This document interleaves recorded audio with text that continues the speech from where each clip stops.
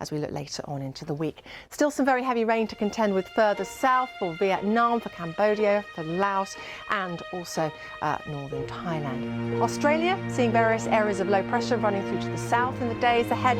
Spells of rain, then drier but cooler interludes for New Zealand. All those systems working their way out across the Tasman Sea, meaning some pretty wet weather to come. Looking rather wet across the western side of New Zealand this Monday.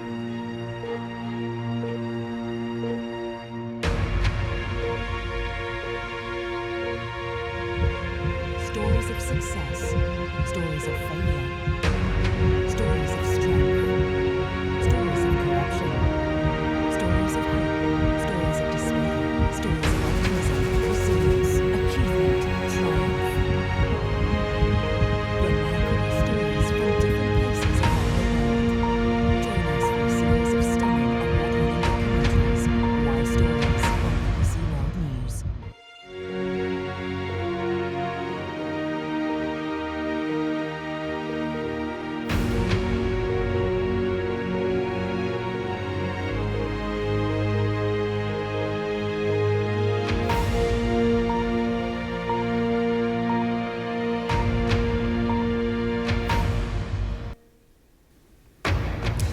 This is BBC News. These are the latest headlines in the UK and around the world. King Charles prepares to host a Buckingham Palace reception for dignitaries in London, here to attend Queen Elizabeth's funeral on Monday.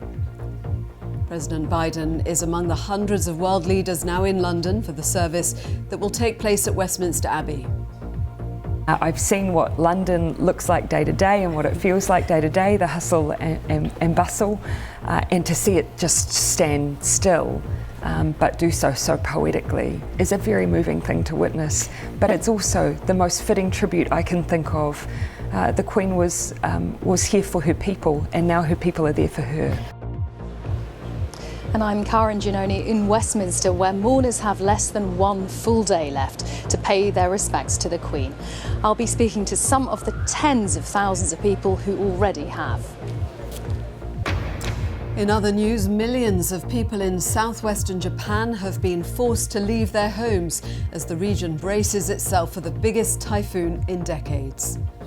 Ukraine says more than 59 bodies have now been recovered from a mass burial site in the recently liberated city of Izium.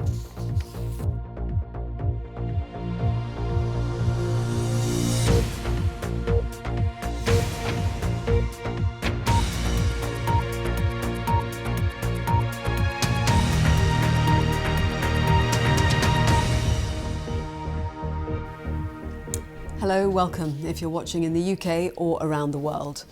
King Charles III will host a reception for hundreds of world leaders at Buckingham Palace later today ahead of Queen Elizabeth's funeral on Monday.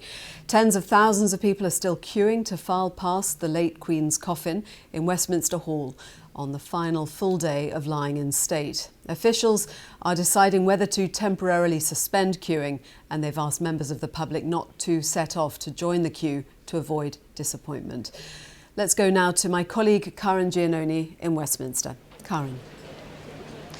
Joanna, thank you. Thousands of people are still filing through. Behind me is the final point where they give up their food and their drink that has kept them going all night. They hand it in. Anything still sealed is given to the food bank. Everything else is disposed of, because this is really airport-style security. As you head round the other side of the Palace of Westminster, you have to have your bag scanned. You can only take a very small bag in, and it is extremely tight security.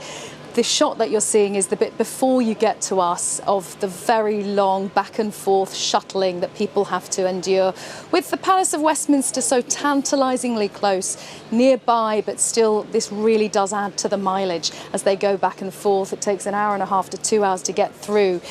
But the question now really is for anybody trying to join the queue over the next few hours, when is that decision going to come of when to draw a line under entries to the queue back in Southwark Park to the southeast, where 5 miles away as the crow flies, that has been the entry part for this whole queue. The authorities now will be saying, they say a decision will be taken today on when entry to the queue will close as it reaches final capacity. And as you mentioned, Joanna, to avoid avoid disappointment, they say, if you haven't already set off now, do not risk setting off to join the queue, because you may get to Southwark Park and they may have finally permanently closed it. But still the people come, and just talking to people, they are aching. They really are tired now. They joined the queue at 10 o'clock last night, and it's taking up to 14 hours to get into Westminster Hall. But they all say it is worth it, and they've really been buoyed by the sunshine. It's such a beautiful morning here just after 11 o'clock at Westminster, and the night wasn't as chilly as it could